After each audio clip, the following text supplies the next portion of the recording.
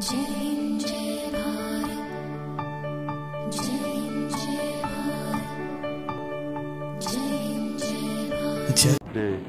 पहले घबराना नहीं। पकड़ो पकड़ो पकड़ो, भाग गया भाग गया भाग गया, पकड़ो पकड़ो पकड़ो भाई इसे, वो निकल गया आगे। रोक रोक भाई रोक, नहीं रुक रहा। डॉलर डॉलर डॉलर, भाग गया निकल गया। तुम लोग सब देखते रह गए, सब देखते रह गए, वो निकल गया आगे। अब सब उसके पीछे पीछे भागे, लेकिन वो निकल गया अब बस से बाहर। अच्छा, मैंने ये पूछना था कि फ्री फ्लोट वाली बात तो चलो आपकी मान ली हमने, तिजारत में कौन सा फ्री फ्लोट आपने दिया है? इंपोर्ट पे तो आपने रिस्ट्रिक्शन लगाई हुई है, एक्सपोर्ट प्रमोशन के लिए आपने इंसेंटिव दिया हुआ है। डॉलर को आप कहते हो फ्री फ्लोट, यानी ट्रेड पॉलिसी के अंदर आप इंटरवेंशन कर रहे हो, लेकिन उसी ट्रेड पॉलिसी को सपोर्ट करने के लिए फॉरेन एक्सचेंज पॉलिसी को आप कह रहे हो कि खुला छोड़ दो सके। देखें, आपको समझना है कि बैनुल अक़वामी सतह पर पाकिस्तान बेकार किस्म की अपनी फॉरेन पॉलिसी की वजह से तन्हाई का शिकार हो गया। ठीक है, नहीं ढोल ढमक्का करना है आपने तो कर लें। देखें, चीन और रूस के साथ ताल्लुकात रखने से पाकिस्तान को कोई फायदा नहीं। रूस के साथ अगर आपने पप्पियां जप्पियां कर भी ली तो मैक्सिमम आपका 1 बिलियन ट्रेड बढ़ जाएगा, ये कल भी मैंने बात की। चाइना के साथ आपकी जो है वो कंप्लीट रिलेशनशिप लॉपसाइडेड है, आप वहां से इंपोर्ट करते हैं, एक्सपोर्ट बहुत कम करते हैं।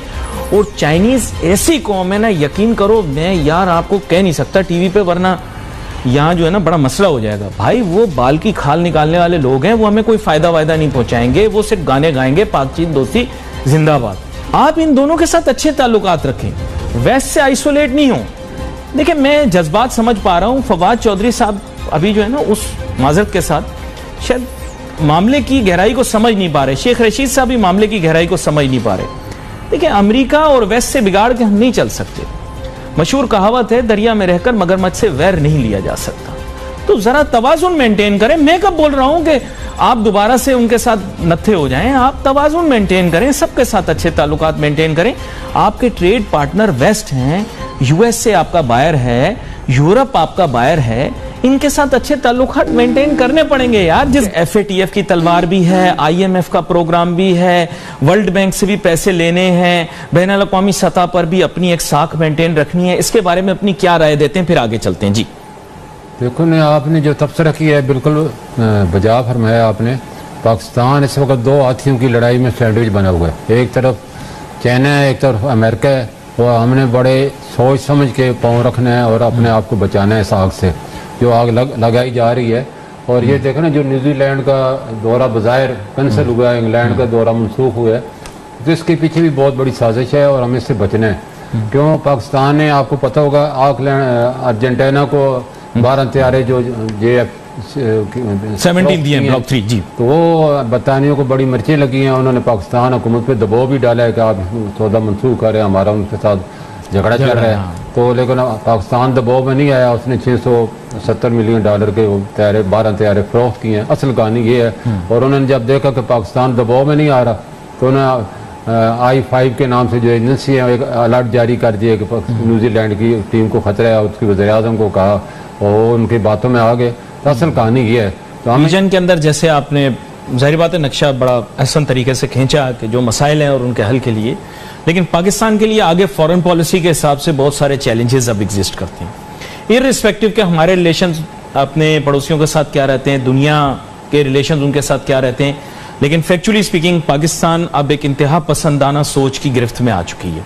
एक तरफ हिंदुस्तान, जहां पे इंतहा पसंदाना सोच जोर पकड़ रही है, जाहिर बात है वहां पर भी मजहबी इंतहा पसंदी है, हिंदू इंतहा पसंद वहां पर काफ़ी काबू में आ चुके हैं, हुकूमत उनके पास है, नरेंद्र मोदी साहब उनके जो है वो रहनुमा है।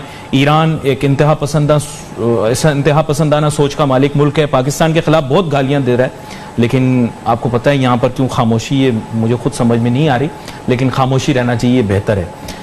और अफगानिस्तान के अंदर भी अब एक इंतहा पसंदाना हुकूमत आ चुकी है दुनिया की नज़र में भी, और हम पैसिफाई तो कर रहे हैं, लेकिन उनकी सोच उम्मीद है बदल जाए जो आप कह रहे हैं। लेकिन Pakistan has been enveloped by extremist neighbours. Globally हमारा ट्रेड रिस्क बढ़ जाएगा। एक दफा आपने ट्रेड रिस्क की बात की थी, आपने कहा था अगर ट्रेड रिस्क हो तो डॉलर पे दबाव आता है। क्या इस वजह से भी डॉलर पे दबाव आ रहा है क्योंकि हमारा ट्रेड रिस्क बढ़ गया? क्या कहते हैं आप? देखो हमारी आगे जो देखा जाए, हुकूमत ने 2015 में हमारी एक्सपोर्ट थी टेक्सटाइल की 13 अरब डॉलर, जो कि अब 15 अरब डॉलर हो गए, कि 2 अरब डॉलर बढ़ गई है। तो डिवेल्यू करने से तो आपका इसका मतलब एक्सपोर्ट भी अगर 50% तो आपने डिवेल्यू किया है 2015 को आप देखें और अभी देखें, लेकिन आपकी एक्सपोर्ट अगर 50%, मैं कहता हूँ 30% भी बढ़ जाती है टेक्सटाइल की, तो आप कहते थे जो आपने फैसिलिटियाँ दी हैं उसका मुल्क को फायदा हुआ है, रुपये भी मजबूत हो जाता, एक्सपोर्ट बढ़ जाती। अब एक्सपोर्ट हमारी वही 2.5 अरब डॉलर है, ये अलग करम है। ओवरसीज़ पाकिस्तानियों को मैं सलाम पेश करता हूँ, हर प्रोग्राम में उन्हें सलाम पेश करता हूँ, खराज तहसीन पेश करता हूँ, उनका पाकिस्तान पर बड़ा एहसान है। तकरीबन 3 अरब डॉलर तो वो भेजते हैं। तो हमारा ट्रेड गया, फिर भी दोनों को जमा करें तो फिर भी समझे 5.5 अरब डॉलर है, 1 अरब डॉलर, फिर भी आपका साल के बाद आपका 13 अरब डॉलर आप कहाँ से पूरे करेंगे? आपने लोन वापस करने हैं, आपने सूद की पेमेंटें वापस करनी है। तो ये ट्रेड इसी वजह से तो रुपये पे दबाव आया हुआ है। इस दबाव को कम करने के लिए हमें लाजमी अपने एक्सपोर्ट बिल कम करने होंगे, एक्सपोर्ट लाजमी बढ़ाने होंगे, वैल्यू एडेड में आना होगा। ज़राअत हमारी जो कि ज़री मुल्क है तो हम कहलाते हैं, लेकिन हम दालें भी, गंदम भी, चीनी भी, सारी चीज़ें इम्पोर्ट कर रहे हैं। 8 अरब डॉलर की तो हमने ये चीज़ें इम्पोर्ट करी हैं, 12 अरब डॉलर का हमने। लेकिन हमारा ऑयल इंपोर्ट बिल जो है ना वो आप समझे बलून कर रहा है। तो ये तो हमारे इख्तियार में है ना, अपनी पैदावार बढ़ा सकते हैं। अभी किसानों ने कपास की मिसाल आपके सामने है, उन्होंने 127 लाख की गांडी की पैदावार हुई है और उनको आपने क्या सिला दिया? 6000 की मन की रुई आपने 3000 कर दी है। वो अपनी फसलों को कंट्रोल प्राइस की बात कर रहे हैं आप, उन पर अपने जानवर छोड़ रहे हैं। हमारा तो ऑपरेशन कास्ट भी इतनी नहीं आती, तो ये हुकूमत को दादरसी करना चाहिए, इस पर कोई कमेटी बिठानी चाहिए। इतनी आप महंगी 15% महंगी आप कपास इम्पोर्ट करके टेक्सटाइल आप कर रहे हैं, तो ये टेक्सटाइल वालों को फैसिलिटेट करना है ना। फिर टेक्सटाइल वाले तालियां बजाना बंद कर देंगे, तालियां बजाना बंद कर दी तो फिर कहां से वाहवाही नहीं होगी। सबसे पहले काश्तकारों की दादरसी करें, जो अपनी फसलें ज़ाया कर रहे हैं, मुल्क को कितना नुकसान हो गया। अब से समझो डॉलर वो जला रहे हैं, अपने पाकिस्तान का फॉरेन एक्सचेंज जला रहे हैं, तो हुकूमत को इस पर फौरी नोटिस लेना चाहिए इस मामले पे। अच्छा, एक नुक्ता कहीं रह ना जाए, मॉनेटरी पॉलिसी का ऐलान करके मैं कहता हूं वैसे तो मामूली सा इजाफा किया है, लेकिन इंडिया ये दिया है कि आगे जाके मॉनेटरी पॉलिसी के अंदर जो है वो इजाफा किया जाएगा रेट में।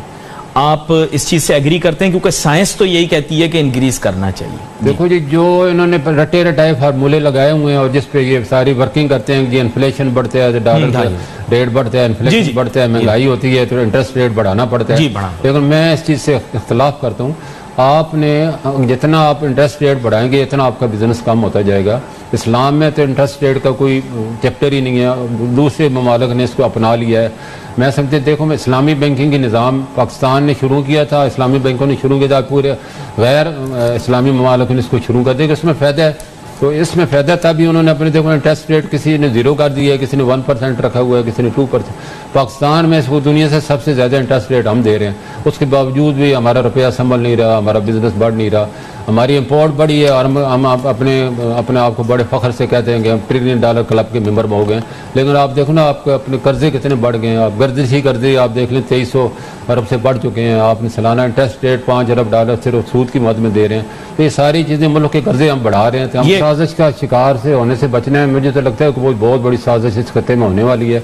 और पाकिस्तान के जैसा आपने कहा कि हमारे तमाम मफादात, क्यों हमारी ओवरसीज पाकिस्तानी बहुत ज़्यादा, हमारी वर्कर वहाँ से बहुत ज़्यादा आ रही है, एक्सपोर्ट हमारी बहुत ज़्यादा आ रही है, तो हम इस काबुल नहीं है कि हम उनका कोई झटका बर्दाश्त कर सकें। बड़ी अहम बात आपने बड़े गैर जानबदार होके चाइना से भी हमारे बड़े अच्छे तल्कात हैं, उनके पास $1 अरब की उन्होंने इन्वेस्टमेंट की हुई है, उनको भी हमने सेटिस्फाई रखना है। लेकिन हमने बड़े तम्मल के साथ और उनके साथ अपने दोस्तों को बताना है कि हम इस काबुल नहीं है कि हम इन झटके, और इंडिया इस पूरे जो खत्ते की, मैं ख्याल समझता हूँ अफगानिस्तान की तो हुकूमत की तब्दीली क्या है, पूरे इस खत्ते की हालत ही बदल गई है। और पाकिस्तान, अफगानिस्तान इस वैसे तो दुनिया के लिए बड़ा आम हो गया है, तो पूरी दुनिया की नज़रें पाकिस्तान में, पाकिस्तान क्या कदम उठाए, हम कोई उसके बाद कदम उठाएं।